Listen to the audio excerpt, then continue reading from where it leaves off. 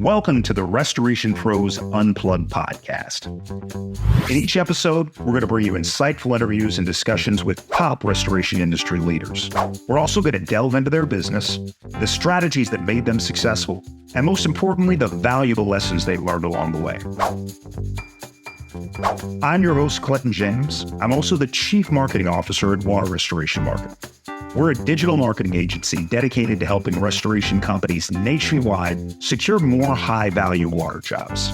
Now, this show, it aims to provide you with the knowledge and tools you need to excel in the restoration industry. So sit back, relax, and enjoy the show.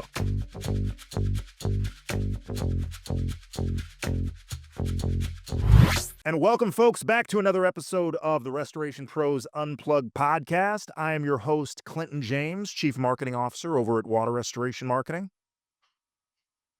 And I'm Bobby Thomas, your co-host, CEO of Extreme Services. Bobby, thanks for joining me again today. You're not at home. You're out in the field today. Where are you? I am. I'm in Memphis, Tennessee today, man. Okay. So I'm at a Memphis location. All right, good stuff. Now, we are pleased to be joined by James Longley of Gorilla Truck Box. James, thanks for joining us today. I'm excited to be with you guys this morning. Now, I had the pleasure of meeting James at the RIA event a few weeks ago down in West Palm Beach. Great organization, great event. The reason I met James was first at the hotel, but second on the vendor showroom floor, because he had one of the biggest, most beautiful service vehicles I have ever seen in the restoration space. He had crowds all around him. We shot a little video content there, and I thought, man, service vehicles are absolutely imperative to the success of scaling up a restoration company. So I wanted to give James an opportunity to come on here and talk a little bit about what Gorilla Truck Box can provide for restoration companies. But before we do that, why don't you tell us, James, what inspired you to create Gorilla Truck Box? What was the specific issue? Because every good product comes with a problem, right? So what did you identify as the big problem in the restoration field that pushed you into thinking that we needed something better? Well, I learned it through the school of hard knocks, as most of us do, if we get into the cleaning and restoration business. My dad had started a business back in 1970, real early 70s, and I kind of grew up around it. And, of course, we got into restoration and other things. But never liked the vehicles that we had to work at. They were all disorganized, so organization was my biggest thing. I'm big on organization because I think that's really the key to productivity. It's just how well organized you are as a company, and how your equipment is organized and so forth. So I didn't like having to crawl in and out of the vans constantly. They were back in that day when we were doing it. It was a standard Chevy van, a standard Ford van, and so when you get into restoration with your reel in the back and all a 3-tier shelf on the side and all that, there's no room for drying equipment. So it became a real problem trying to keep things organized, and you were constantly going back and forth to the shop to get stuff that you didn't have on your truck when you get on the job, So there's a lot of problems there. I like that you mentioned that, because when I drive around, I live in Northern California. I'm originally from Texas, but when I drive around and I see service vehicles for restoration companies, because God knows there's plenty of them in my neck of the woods, I see everything from vans to trucks with their back covered there. I see Sprinter vans there. So there's really doesn't seem to be a lot of uniformity when it comes to service vehicles in our industry. But when I talk to people that own restoration companies, everybody has the same complaints about service vehicles nowadays, right? So Bobby, tell James what you use right now. So we use Nissan vehicles. So we have the bigger ones and the small ones. The Nissan NV200s and the NV1500 and 2500s is what we use. Okay. Now, James, how much background in restoration did you really put into what you guys were developing over at Gorilla Truck Box? Well, I mean, I've been in the restoration for about 20 years, and then I've been on the supply side for 25. But I mean, we had up to 30 some employees when I sold my business and went strictly to supplies. So I went through quite a bit of issues, trying to organize 30 employees and keeping them moving and not wasting time. I mean, heck, I'd sometimes come in the morning, the guys would be there, it'd be 45 minutes, and they've been there for 45 minutes, and they still ain't out the door yet. And you get 30 employees wasting 45 minutes. You're that's dollars, man. And so you start thinking about ways to make things more efficient. I like that. Bobby, you're laughing. Does that strike a chord with you at all?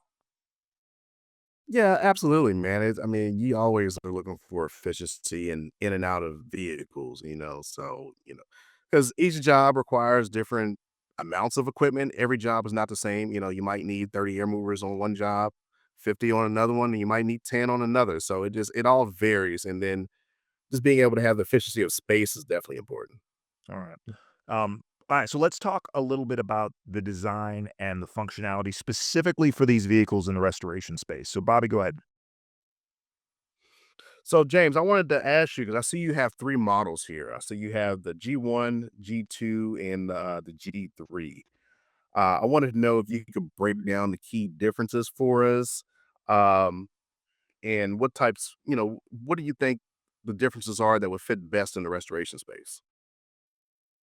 Yeah, that's the reason for the different models is to meet the needs of different people. Our G1 is more designed for the restoration guy, and the G2 as well. G2 is a little more compact vehicle, a little maybe easier to maneuver around over the G1, which is are on 45 or 5500 trucks, and they're diesel. They're all diesels. We build a lot of them on four-wheel drive too, and they have pull-out ramps and so forth. But they're a little bigger truck than our G2. Um, Nice thing about our G2 that's a little different. It doesn't have a pull-out ramp, but the deck sets lower, so it isn't that hard to get DUs out of the back of it, especially with the newer, smaller design stuff that's out there. Um, but you can put a CDS, a Hydromaster CDS clutch drive system if you're familiar with those in that unit. In fact, I kind of built that truck around it. So that means all your machine and reels and everything go out that side door, and then you have the whole back end of the truck wide open. Besides, you have on the driver's side, you can put 44 air movers and dehumidifiers on the side, but you have another 7 foot of space on the back end to fill it full of whatever you want, air movers, dehumidifiers, and so forth. So those two trucks are designed more for the restoration. Now we do have a crew cab in the G1 too, Silverado model. So you can carry up to 6 passengers. So if you're storm chasing and you want 6 guys to go in one vehicle, and then those trucks are diesel, so we put hitches on all of them, so you can pull a trailer full of drying equipment. Obviously, you can make a truck as big as an 18-wheeler, but it ain't that convenient to drive around. So, so there's kind of you got to pick the truck that works best for what you do in your industry. And then some people are just doing homes, and some people are doing big commercial jobs. So it's depends on the truck that works best for you. So that's what we're trying to do with our different trucks, and we have another new truck coming out that we'll talk about later, maybe.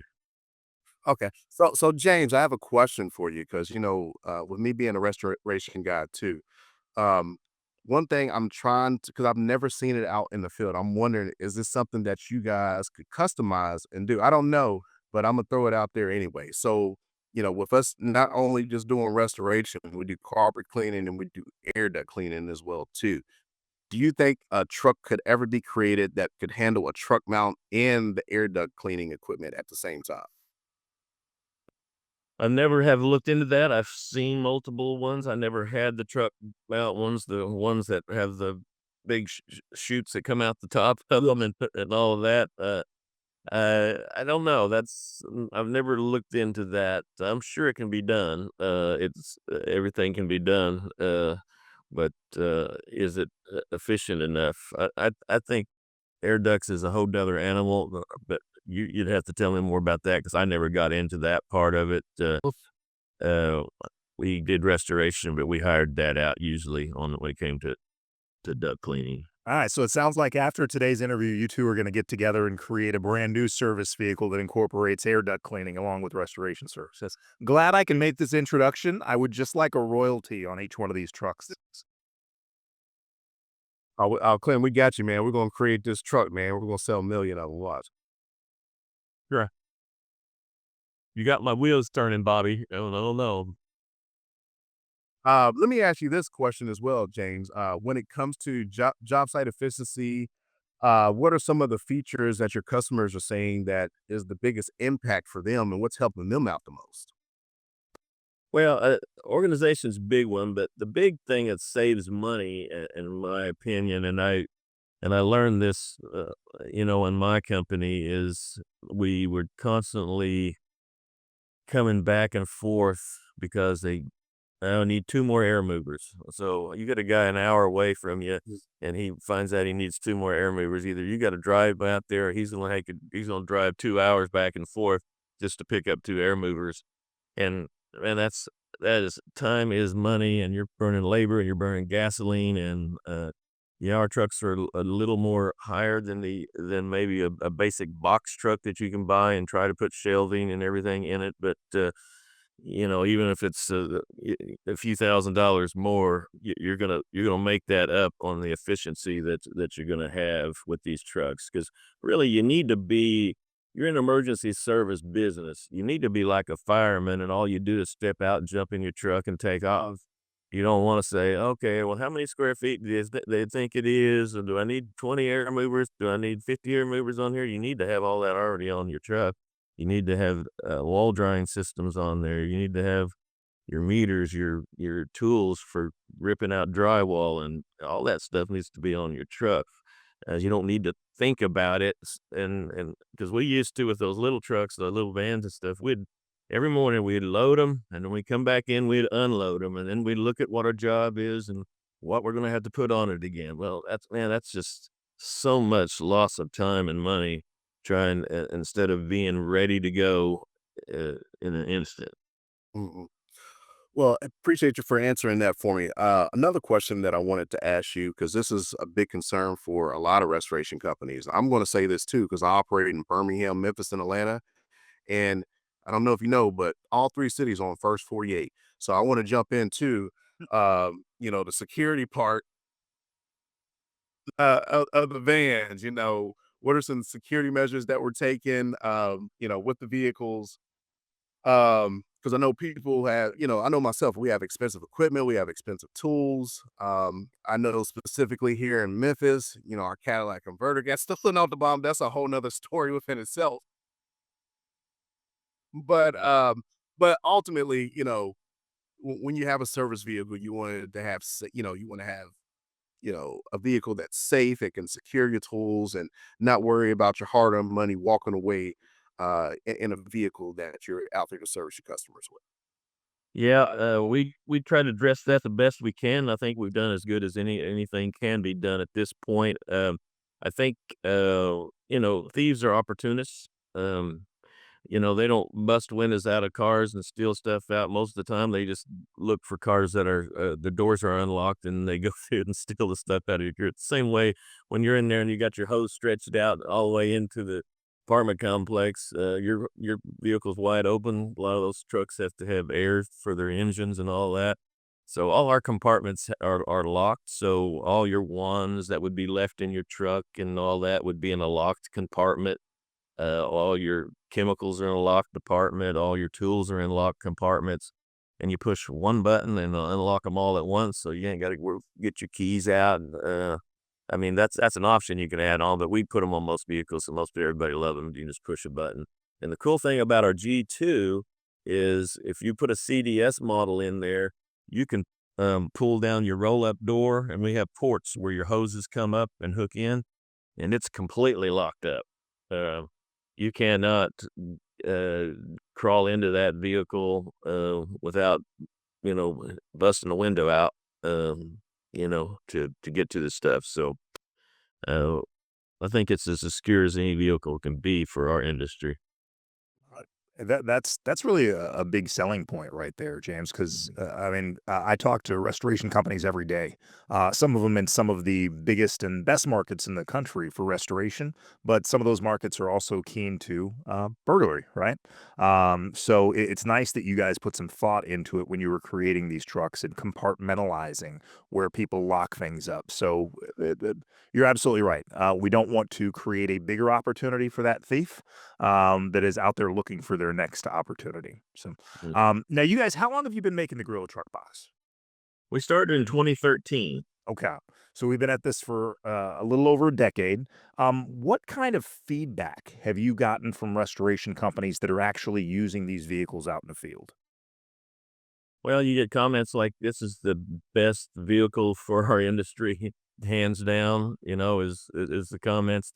I had one lady too that said, I'm buying your truck for one reason, liability." And this never occurred to me, but she said, "I have had multiple injuries of employees going in and out of trucks, slipping and falling off a bumper." She said, "I had one one employee that was over a year out on workman's comp because he slipped and fell out of the back of the truck." And she said, 90% of our stuff, you can walk up on from the side and grab what you need. You're not crawling in and out of the truck all the time." So, that was, something that someone told me that I really didn't give much thought to, but it is true. It's a lot more efficient just to walk up and grab your tools instead of having to crawl in and out of the back of a truck. And that's tiresome, and you gotta lock it up and, all that stuff that goes with it. So, but the organization is why most people buy this truck, and efficiency. You're gonna be, if you got a place for everything and everything in its place.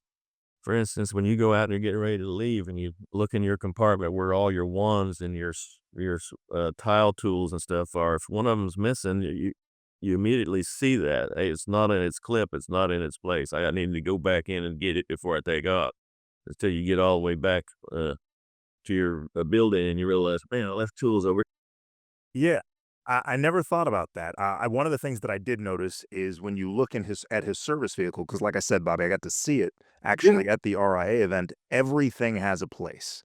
Like Okay. every wand has a place, every tool has a place, every hose, every chemical, dehumidifiers, air movers. I think there was a compartment specifically for moisture meters, if I'm not mistaken. I Okay. mean, literally everything had a place. So you're really going to lower the number of items that you have the potential of leaving at a job site there. So, from a business perspective, James, I know you mentioned efficient or response time as being one of the big things that really helps restoration companies because again, they're more like firefighters, right? The truck is loaded and ready to go, and when you're in emergency services, response time is everything. It could mean whether or not you actually get an on-site visit and a job out of that phone call there. Talk a little bit about windshield time, right? So you mentioned when you're stocked with all of the necessary equipment and you stumble upon an emergency job that may be a little bigger than you anticipated. How much window time are we talking about saving for a restoration company in terms of driving back to the warehouse and getting additional equipment? I think that'd be a good question to ask Bobby because I bet he's experienced it.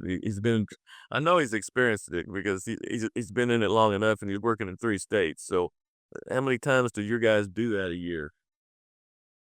What, window time? No, yeah, going back to your shop, hunting parts that they didn't get on, or what? Happens all the time. I mean, it probably happens a few times a day, every day. You know what I mean? So it's a normal thing. If you can eliminate that, how much money can you save on gasoline and labor? Absolutely, and that's a question I wanted to ask too, because I think that's a big thing that restoration companies want to know as well, is when they are looking for a service vehicle, like how efficient gas wise are the vehicles?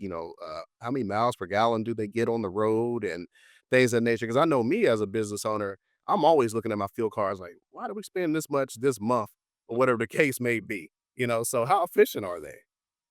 Well, I think none of these vehicles, unfortunately for our industry, are that efficient because once you get them weighed down with 2,000 pounds, and you have vehicles in them, they're all getting 10 to 12 miles through the gallon on the highway. They might be getting 15. I've never drove with a Nissan, so I'm not sure what they get. They're probably more efficient than a lot of the other ones, but uh, the diesels, are going to be, obviously, if you're pulling trailers and all that kind of stuff, are going to be your best vehicle for doing that. If you're pulling trailers and stuff like that, because they're just got a lot more torque and they got the power to pull wherever you want to pull with them. But most of these but what I've found, when I had 30 employees and we were doing a lot of restoration is that, I mean, when you're going across town and you're doing a job that's 20 grand, you're not really worried about $5 more in gas or any of those kinds of things. You're really wanting to be efficient, get in that job, get out of that job, and get your claim in and make money.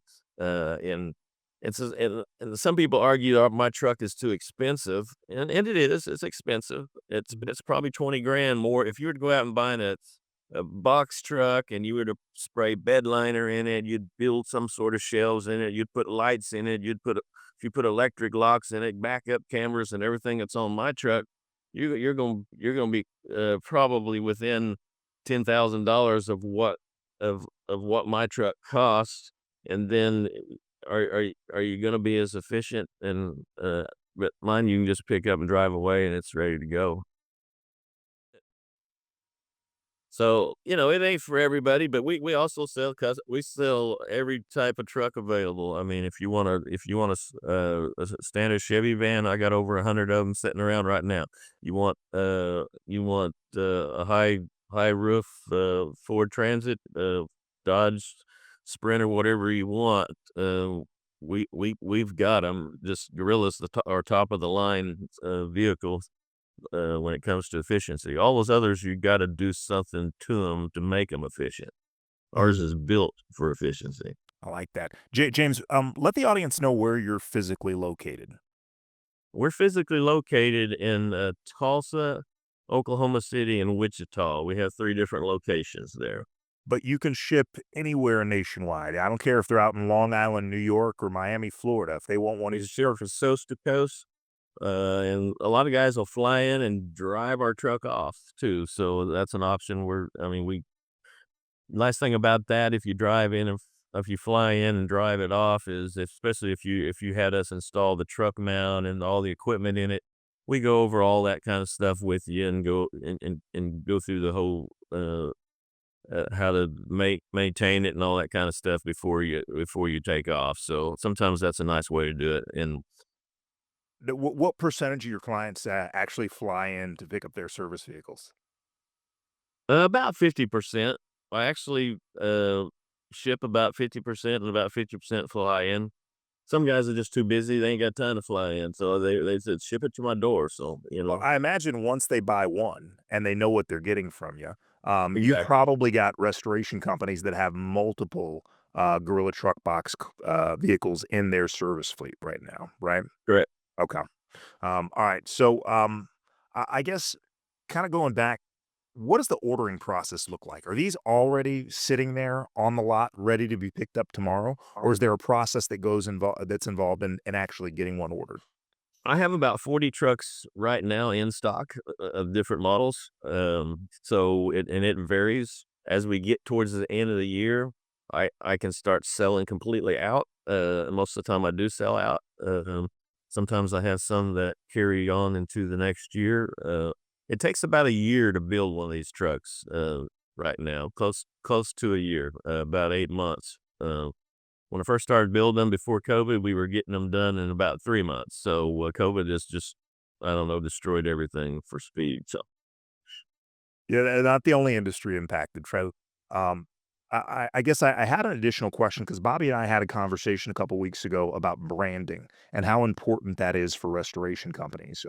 Especially when it comes to their service vehicles, right? People underestimate the value of a logo, some professional wraps on your trucks, because of all the moving pieces and doors and whatnot, and on the different G1, G2, and G3 models. How difficult is it to actually wrap those vehicles? Well, there is more wrap involved, a little that you might get charged a few extra dollars because there's some indoors on it, but when they're wrapped, they look nice. You can go on our website, GorillaTruckBox.com, and I think we have some examples of guys that have their, trucks, completely wrapped, and I've got, probably 100 more pictures I could send you that's not on our website, so, but they look very nice, and they're flashy vehicles too. I mean, when you pull up in that vehicle, they know you're in business. Well, let me ask you about this, Bobby. When you're hiring new technicians, right? Mhm. Um, does it set you apart from some of your competitors looking to make hires in the market if you've got better service of vehicles, if you've got better equipment? So here's my perspective on it, right? Because there are a lot of different restoration companies out there. Everybody has their own stuff, right? So I think appearance is absolutely important in the restoration space, but also I think it's important to be able to have the tools that you need to get the job done. Now, if you can stand apart, let's say for example, one of the customizable trucks, yeah, absolutely. You want to, it's nice to have the extra bells and whistles. But in this industry, I'm always preaching um, efficiency with your company, whether it's with a vehicle, whether it's with your equipment, whatever the case may be. Then that's the route I say to go with. Because in this bit, because I want to give, let's talk about this. Let's say, for example, you're a newer person in the industry, right? And a newer person getting started in the industry doesn't necessarily have the financial means to go for the bells and whistles. Now, companies that are more established, I think it's a great way to start to separate yourself. But the newer restoration contractor doesn't necessarily have the means to do that. And a reason why I preach that, because James, I don't know if you noticed now, I'm a franchisor as well too. So I franchise my company as well, and we have franchisees. So one thing that is important, to me and franchisees is the efficiency, ability to grow, ability to scale.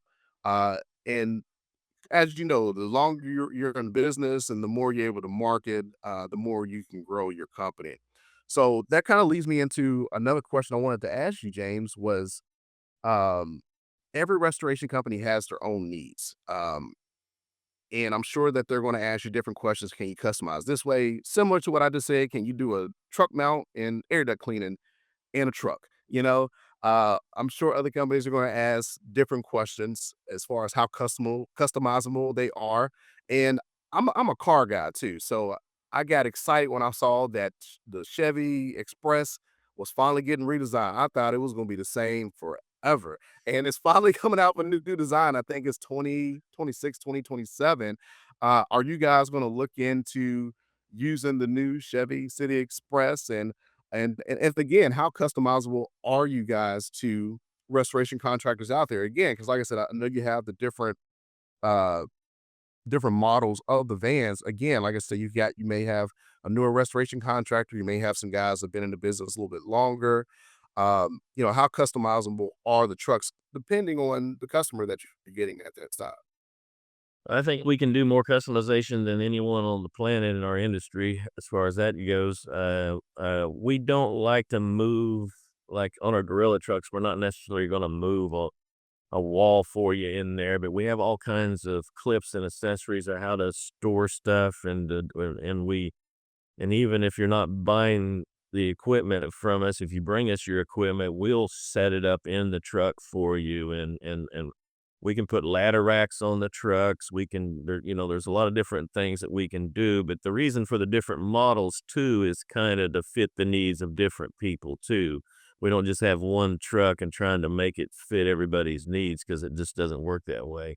What a carpet cleaner does, if he's just a carpet cleaner, is a lot different from a restoration guy. That's why our G3 is more designed for a carpet cleaner, but it's also a carpet cleaner that may be doing multiple services. Because back in the day, it was mainly carpet, but today you go in any new home, what do you see? Wood, Or tile.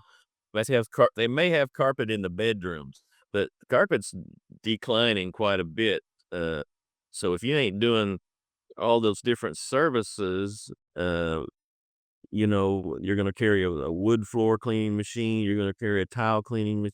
tools and or rotary and different things. So it just takes up a lot more room, even to be a carpet cleaner today, if you're going to stay up with the trends. Because if you're just doing carpet cleaning today, I would think your sales is going like this because it's yeah, there's just like my house.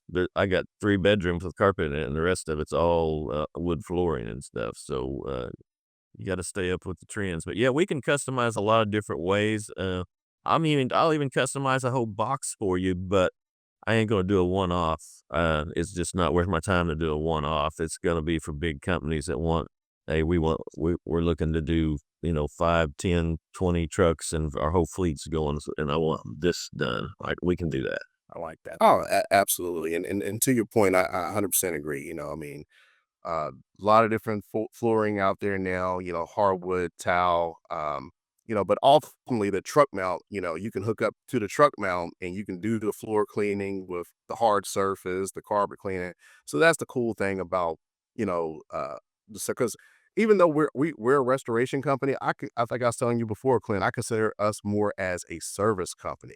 Restoration is a service that we offer, but we're not solely just a restoration company. I like to be more versatile when it comes to that because we do more than just water, fire, mold, and so forth and so on. It's funny you mentioned that, Bobby, because over the last 8 years, my digital marketing agency, we have focused exclusively on working with restoration companies. Mhm. But I am finding more and more of the restoration companies that I work with are adding these additional home services, right? And tying that into James and his service, it really seems like that level of organization, that level of efficiency becomes even more important when you start rolling out these additional services, right? If you've got a guy that's in the field wrapping up a mitigation job and you get another opportunity for a different job that may be a few blocks away, if he already has that equipment in the truck ready to go, he doesn't have to drive an hour to get back to the warehouse to reload before he heads out that way. So, all right, James, before we get wrapped up here, I want to talk a little bit about what's coming down the road, what for the future of Gorilla Truck Box. So we know we've got the G1, the G2, the G3. We know you guys have plenty of standard vehicles that you guys provide as well. There's a level of customization that might be available for those that are interested. Um, Give our audience a little insight. What's on the horizon? What's future models look like? What are some future features that we could see dropping in the, let's say, the immediate future? I'm not talking about the robot trucks that drive themselves. I'm just talking about the next couple years here. Well, I mean, we do have a new model coming out that's going to be actually. I'll have some arriving in November. It's it's the box is a little different. All the curbside is pretty much the same because you want the efficiency to get a roll up door to get to all your machines and stuff, and you want to be able to grab your chemicals when you need them and your wands and all that. So that's all the same. But we put this truck is a 3500 Silverado, a dual wheel, and so the box has nothing on the driver's side of it. So you can one of the problems we have had with our truck is not all truck mounts will fit in ours. Most of them will, but since we have an 8-foot wide truck and we take up about 2 feet of it on the driver's side for air movers and so forth. If you remember looking at it, uh, most of us are set up that way. This new one will not have that, but it will have it'll have a roll-up door in the back and have a roll-up door on the side. And it'll have, for air movers and dehumidifiers, it's gonna have petitions that we adjust according to the size of the truck mount and the waste tank that you put in them. So just about anything you wanna put in that will go in that truck. I know, like, Steam Action has some really big monster truck mounts. That, a few of those have not been able to fit in our trucks, but, so this one will kind of be able to work with any of those type of big monster truck mounts. I mean, most of our trucks will. I mean, an Everest will fit in.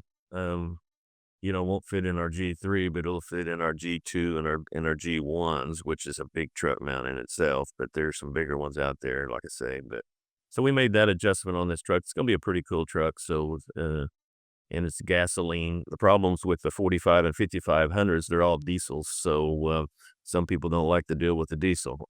So it's another one of those preference things. But we do have electric vehicles too, vans, but to me, I'm not sold on them. I, dude, I think they're about 10. I think they're 10 years behind. I don't have time to stop and charge up a vehicle. And the kind of the latent equipment we put in them, it just doesn't work for our industry yet. Not in our industry. All right.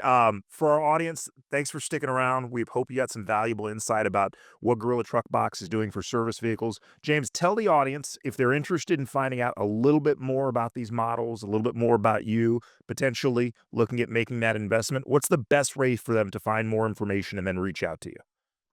GorillaTruckBox.com. You can go on there and look at our trucks. We got multiple videos on there. We're constantly trying to update it.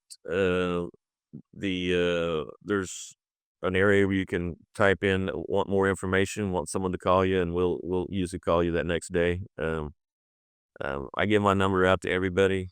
918-693-1925. That's my cell. I've been in the restoration business where they call me at 2 a.m, so it don't bother me. Well, just call me. I'll talk to you. James, we will drop the website Well, link. James, I'm going to be reaching out to you, man. I want to find some more out about the trucks as well. So I'm going to be reaching out to you myself. Now, do I get a commission if he buys a truck from you, James? Because I feel like I made this introduction. I think we should be able to work something out. All right. So for our audience, thanks again. If you're interested in reaching out to James and the folks over at Gorilla Truck Box, we're going to put a link in the description that'll take you to their website. We might even put James' cell phone number in the description so you guys can give him a call directly. He sounds like just be kind. Yeah, be kind. Be kind. All right, James, it's been an absolute pleasure. Thank you for jumping on here with us. I'm looking forward to seeing the new model next year at the RIA event. So. Sounds good. Looking forward. We'll be at the experience show too. If anyone's going towards the experience, we'll have. Thinking about it. I'm thinking about it. I had a really good time at the RIA event. That's actually my first restoration industry event I attended. So really good crowd. We teamed up with Hydromaster for the experience show. We'll have our G2 there with their Hydromaster CDS unit, their clutch drive system. So you'll see it all equipped out at that show. So it's one good way to look at it if you're going there. There you can write off a vacation or something. Don't tell Uncle Sam that. All right, guys. Thank you again for joining us. Bobby, thank you as always. For the audience, thank you for listening. Remember to like, subscribe, follow us on social media. Leave it a thumbs up or a comment. We really appreciate it. And to our restoration companies out there, as always, I ask you to stay dry, stay busy, and stay safe out there. Thanks, James. Thanks, Bobby. Thanks, James. See you guys later. Good to meet you guys. Thank you for listening to the Restoration Pros Unplugged podcast. If you like what you heard today, be sure to subscribe, share, and also leave us a 5-star review. We'll be back with more interviews and discussions with restoration industry leaders really soon. In the meantime, if you're a restoration company looking to add more high-value water jobs, you can reach me and my team at waterrestorationmarketing.net. Again, that's waterrestorationmarketing.net. I look forward to hearing from you soon.